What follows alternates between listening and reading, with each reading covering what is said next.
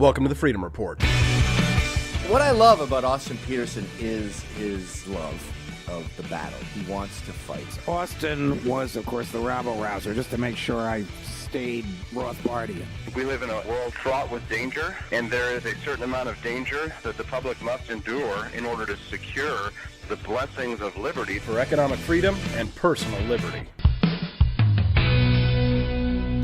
Hello, ladies and gentlemen. Austin Peterson here. Welcome to the Freedom Report podcast. Today is Saturday, January the 19th.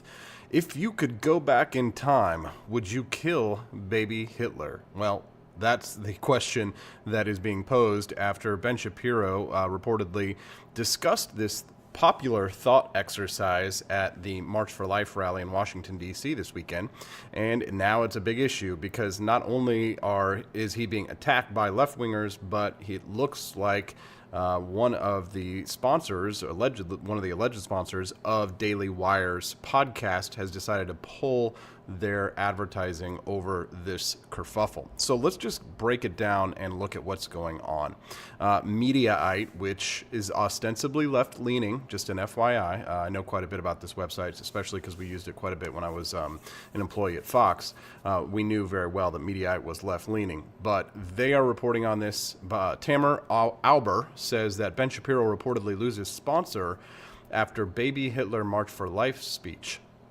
Now, again, when I read this language to you, remember, this is not my language, this is Mediaite. It says, Ben Shapiro's decision to reportedly read ads during his March for Life speech, which included a rant about baby Hitler, has cost him a podcast sponsor. On Friday, the conservative commentator gleaned attention, especially online, after he said most notably during the pro-life march that, quote, no pro-life person on earth would kill baby Hitler. I mean, obviously, I think that was meant to be funny, but it's also meant to prove a point based on a very popular thought exercise that most people who have considered philosophy for more than 10 seconds have been posed. He says, the argument, I guess, here is, would you kill baby Hitler, Shapiro said during the talk that was simultaneously broadcast on his podcast. He added, and the truth is that no pro-life person on earth would kill baby Hitler because baby Hitler wasn't Hitler. Adult Hitler was Hitler. Baby Hitler was a baby. The Huffington Post, another left-wing rags, also note he read ads, including one for Quip during the speech. His, they say, bizarre baby Hitler riff, which was in response to a submitted question, sparked widespread backlash on Twitter. And of course it did, because the left wing is always looking for something to be outraged about. This one's funny. Jess Dweck on Twitter said, quote, baby Hitler sounds like Ben Shapiro's rap name. Okay. Kind of funny, but also, why are you calling a Jew a Nazi? That makes no sense. Nick Pappas says, I think Ben Shapiro has a good point. We need to go back in time and take baby Ben Shapiro out of baby Ben Shapiro's house and move into a better house where he wouldn't grow up to be Ben Shapiro. Okay, Nick Pappas, not funny. Mike Drucker says, nothing says you're going to be on the right side of history like having more sympathy for baby Hitler than you do for actual children at the border. Ooh, tough one. But yeah, I don't know if that's 100% a correct premise there, Mike Drucker. Then late Friday, one of his podcast sponsors, whose ad was reportedly read by Shapiro, announced that they were pulling out because their ad was, quote, being read in a venue we did not endorse. Our mission is to make good oral health more accessible to everyone, and podcast advertising is one way we're able to realize this, Quip, a toothbrush company, said, according to a statement obtained by the Huffington Post. However, following one of our ads being read in a venue we did not endorse, we have chosen to discontinue our advertising relationship with this show. We are also taking steps to ensure all of our advertising partners are aligned with our oral health mission and values. Shapiro also tweeted the video and encouraged people to watch for yourself. Well, I did watch it for myself, and I guess I'm really confused by the language that Quip is using here for attacking Shapiro, because they're saying our mission is to make good oral health more accessible, and podcast advertising is one way we're able to realize this, but the problem was that they read the ad in a venue that they did not endorse, right? And they're trying to make sure that all their advertising partners are aligned with our oral health mission and values. I guess I'm wondering how it is that this ad being read in this venue could be considered something out of line with your oral health mission and values. I mean, put aside the fact that, we're talking about oral health here versus opinions, political opinions, but Ben Shapiro's political opinions about abortion are pretty widely known, and I'm sure he talks about this quite frequently on the Ben Shapiro show, his pro-life positions. So it's not like he's saying anything at the March for Life that he wouldn't say on his podcast. Now they're saying specifically that their problem is that he said it in a venue that they did not endorse.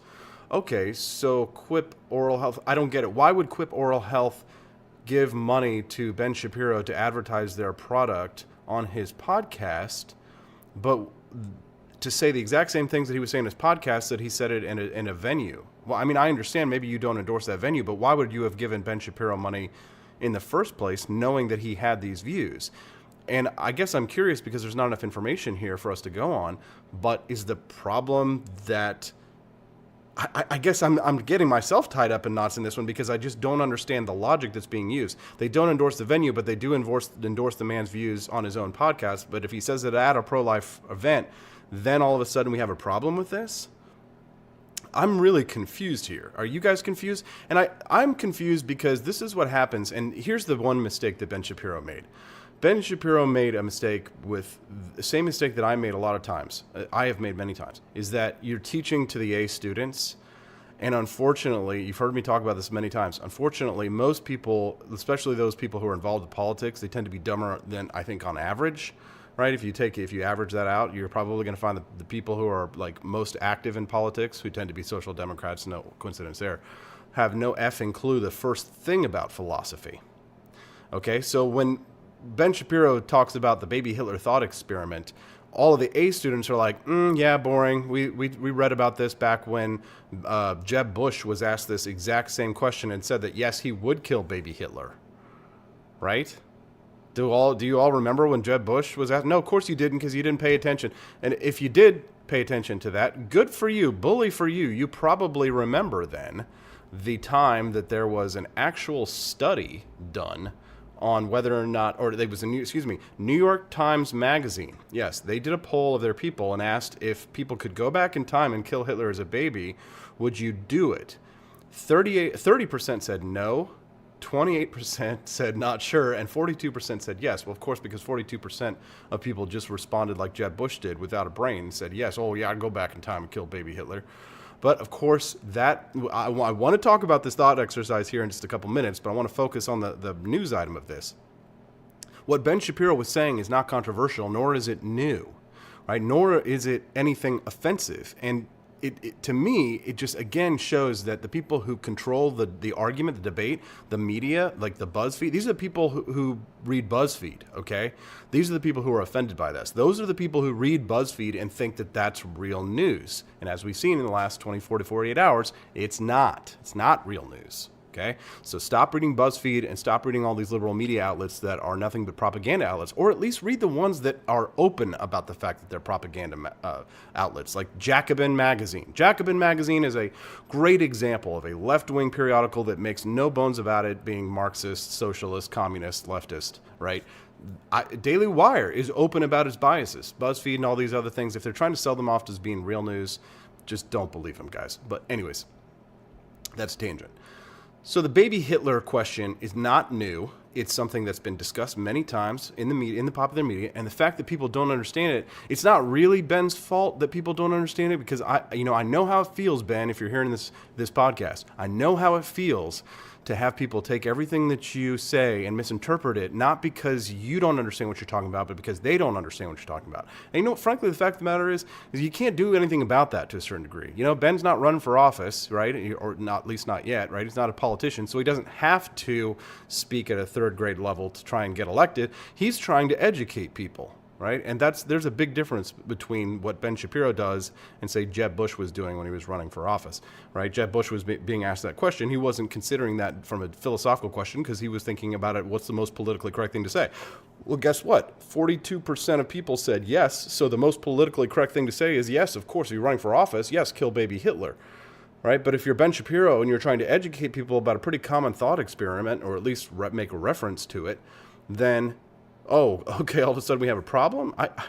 It's just absolute nonsense, and the garbage that I'm seeing from the left is worse than we usually see. Right? We've got people like Chelsea Handler saying, why are Ben Shapiro and baby Hitler trending? I don't have enough alcohol on hand to find out why. Excuse me. Wajahat Ali says, quote, baby Hitler was a baby. Ben Shapiro, intellectual. Of course, take it out of context and try and paint him as an idiot, which he's obviously not. Ben Shapiro is like 10 out of 10 max conservative brain, and, I would not want to challenge him on conservative grounds. Libertarian grounds, yes. Foreign policy, yeah, probably, Ben. Call me up and we'll have a debate. But this thought experiment now, I'm actually going to go to a pretty open and avowed left-wing publication. They do try and paint themselves as journalists, but it's a great little breakdown of this thought exercise. Before I discuss this, read this Vox article, let me just put a pin on it and say that I think that it makes no sense why this podcasting advertiser would drop Ben Shapiro for saying something at a venue that he would have said on his own podcast. I think that the excuse that they gave to do so is absolute horse hockey. And now let's talk about whether or not you should kill baby Hitler. And in Austin's opinion, you shouldn't kill baby Hitler. The philosophical problem of killing baby Hitler explained by Dylan Matthews at Fox. He writes, if you woke up this morning and asked yourself, would conservative podcaster Ben Shapiro travel backwards through and kill and murder Adolf Hitler when Hitler was a tiny baby, then A, you should seek help, but B, I haven't answered your question. Shapiro would not kill baby Hitler, as explained in a presumably confused crowd at the anti-abortion March for Life. I don't know that the crowd was necessarily confused. I think that the left-wing journalists who were watching it and the left-wing bloggers and the blue checkmark Twitterati fascists, I think that they were the ones who were confused. So let's just get that right. I don't think I bet the crowd probably pays a little bit more attention to politics and is a little bit more in the know on philosophy than you might think here, Vox. Anyways, Shapiro's baffling remarks on Friday, baffling again to the left, yes, revised a debate that first became a mass public concern in October of 2015 when the New York Times Magazine decided to tweet this for some reason. And that was the thing that I read earlier. Would you kill baby Hitler? Given certain assumptions, this isn't a hard question. Assume that going back in time merely eliminates Hitler, and that the sole effect of that is the Nazi Party lacks a charismatic leader and never takes power in Germany. And World War II and the Holocaust are averted, and nothing worse than World War II transpires in this alternate reality. And there are no unintended negative consequences of time travel. Then the question is reduced to, is it ethical to kill one person to save 40+ million people? That's pretty easy. You don't have to be a diehard utilitarian to think one baby is an acceptable price to pay to save tens of millions of lives. But of course, those assumptions are strong, too strong. Here are just a few of the issues you'd need to sort out before even starting to intelligently consider whether killing baby Hitler could be wise. Can time travel actually change history? Ja-jump, jump, ja-jump. Terminator. Ja-jump, jump, ja-jump. Da-na-na, da-na-na. The first question here is whether backwards time travel is actually functionally possible. Again, we're teaching to the B students here, so we're using big words. Whether time travel is functionally possible. This is a different question from whether it's technically possible. It seems quite plausible that backward time travel could exist, but that it would actually be impossible to actually change the course of history using it. This is how time travel is depicted in movies like 12 Monkeys or The Terminator, where, in Matt Iglesias' words, temporal jumping simply turns out to be a feature of a universe that is nonetheless an unchanging four-dimensional block. In Terminator, for example, Kyle Reese is sent back to protect Sarah Connor because her son, John, will later become an anti-Skynet resistance leader. But Reese winds up fathering John. His time travel was a part of the timeline all along. This idea that time travel could be possible, but must be consistent with the past as it has already taken place, is known amongst physicists as the Novikov self-consistency principle. It's possible that this principle is wrong, but it behooves people who think past-altering time travel is possible to explain how to avoid paradoxes. Suppose you go back in time and kill your grandfather before your mother or father has been conceived. This action creates a world in which you exist, but your existence is logically impossible. Things like that just can't happen, which is why many physicists and philosophers embrace the Novikov self-consistency principle. The late great philosopher David Kellogg Lewis explained this well in his 1976 paper, The Paradoxes of Time Travel. If Tim did not kill the grandfather in the original 1921, then if he does kill grandfather in the new 1921, he must both kill and not kill grandfather in 1921 in the one and only 1921, which is both the new and original 1921. It is logically impossible that Tim should change the past by killing grandfather in 1921, so Tim cannot kill grandfather. There are some fictional depictions of attempted retroactive Hitler assassinations that explain how this principle works in practice. In Cradle of Darkness, an episode of the 2002 reboot of The Twilight Zone, Katherine Heigl's character is sent back in time to kill baby Hitler. She succeeds, But Hitler's mother adopts another baby and raises it as Adolf, who grows up to leave the Nazi Party, start World War II, and carry out the Holocaust, right? So that's making the assumption, this is the nature versus nurture debate, right? So the question is like, would this have happened if it wasn't specifically Hitler? And there are a lot of reasons to think that it definitely could have happened even without Adolf Hitler, right? All these other characters, Hermann Goering and all these guys, they all existed too. And there was, the anti-Semitism was rampant in Europe leading up to World War II. It had been, I mean, anti-Semitism is still rampant in Europe, still rampant worldwide. Now we have anti-Semitic members of our Congress, but I digress. So anyways, so the question here is, First of all, let me get back to the topic of Ben Shapiro. Sorry I'm jumping all over here, guys, but this is just a fun topic and also fires me up. And I'm also kind of mad because it just pisses me off that people get so angry about something, and this is my point, about something that we have been debating for decades. Decades, right? There were people writing papers about this since the 1970s, right? You had to think that people were going to be considering this all the way back to, as soon as Hitler was dead, the first people thought to themselves, man, in 1945, let's think to ourselves, man, wish we could have gone back in time, and killed baby Hitler, right? So it's not something new that people have contended with, but it's new to a lot of people, so all of a sudden, it's news. But the fact that this is now becoming an issue where, Ben Shapiro is losing podcast sponsors, it's now another new issue because people don't pay attention, and people, of course, forget their history, so we're all doomed in repeating it. Anyways. Similarly, in the 1977 novella, The Primal Solution, this imagines an elderly Jewish scientist and Holocaust survivor attempting to go back in time, control Hitler's mind, and force him to drown himself. Hitler survives, identifies the force trying to kill him as Jewish, and becomes a vociferous anti-Semite, setting the Nazi rise to power and the Holocaust into motion. These aren't very satisfying versions of Hitler killing time travel, but they're versions that obey the Novikov self-consistency principle and thus make considerably more internal sense than versions in which you really can go back in time and kill the actual Hitler, right? Okay, so time-traveling metaphysics, right? This is tricky, right? Let's get ourselves out of this thicket by supposing instead that no time traveling takes place, and instead we're an Austrian living in the town of Braunau am Inn in 1889, and we have a strong premonition that the wee baby Adolf is going to grow up, kill tens of millions of people, and we're thus driven to kill him. You know your predictions are correct. No time travel paradoxes are going to be created. Do you do it? It depends on quite a few factors. For one thing, baked into the premise of this question is the idea that Nazis would not have risen to power, launched World War II, and carried out the Holocaust were it not for the existence of Adolf Hitler. You could certainly imagine a history in which Hitler didn't exist, the party lacked a charismatic leader, and it never came to power, Germany muddled through the Great Depression, the Weimar Republic kept going, and World War II never arose. Yeah, right, probably wouldn't. Those are some major big assumptions, right?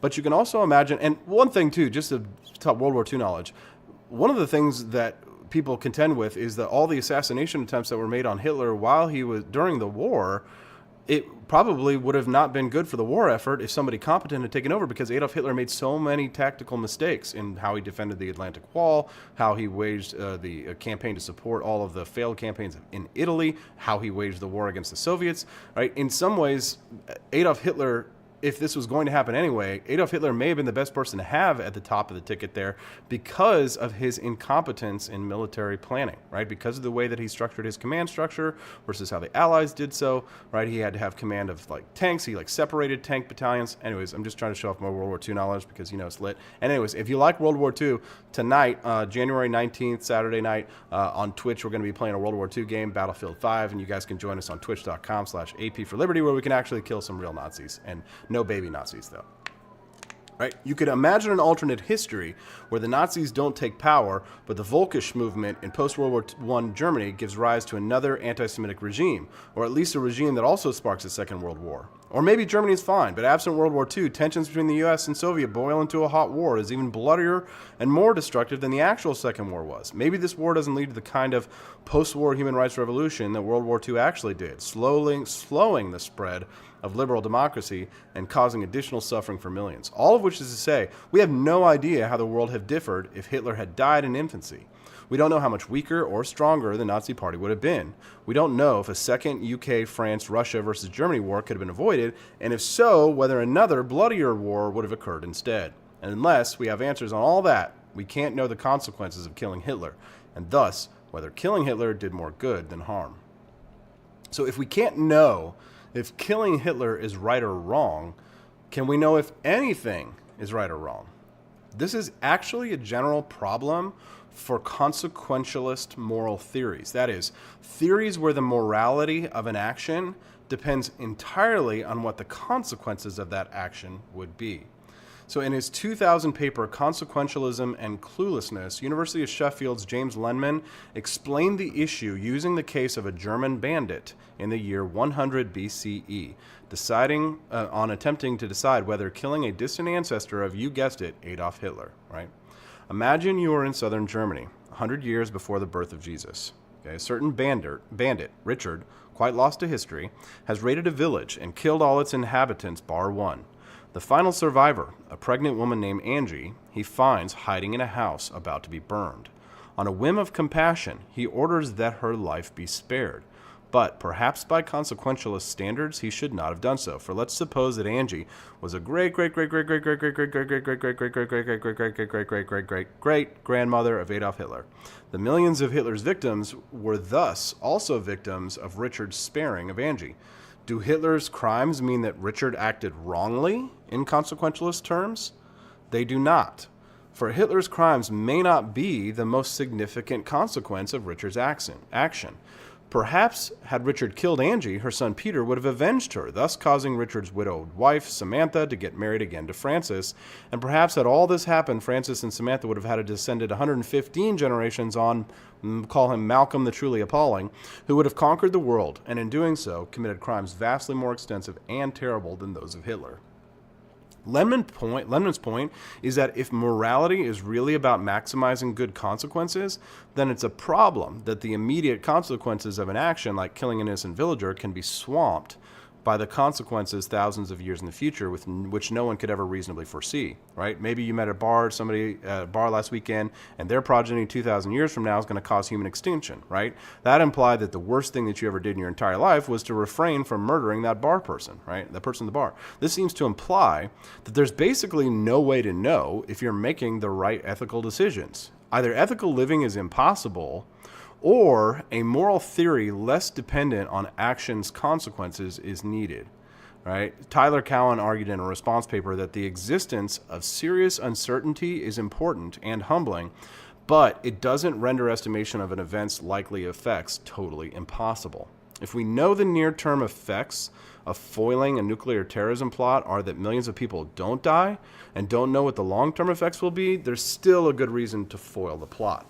But the epistemic critique, as Lenman's argument has come to be known, is important when we're considering less direct consequences, like the effects of murdering an infant in 1889 on War and Peace in 1939. This isn't like foiling a nuclear bomb plot. We just don't know what the consequences of killing Hitler would have been at any point. That renders the problem of Hitler and infanticide all but unsolvable, right? That's what you think, but the fact of the matter is that it is pretty solvable. You don't kill babies because babies can grow up to be anything, and yes, they can grow up to be baby Hitler, but that doesn't give you an excuse to do it because you shouldn't be punished for future crimes, like Ben Shapiro said. Anyways, again, I find myself on Ben Shapiro's side. I don't always agree with Ben Shapiro, guys. To say the same, I'm a Ben Shapiro shill.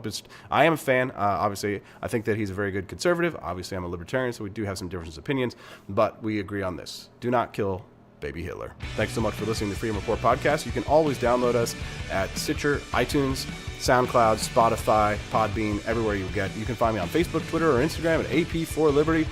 Do us a favor, guys, and subscribe, like, and share. Appreciate it. Have a wonderful weekend.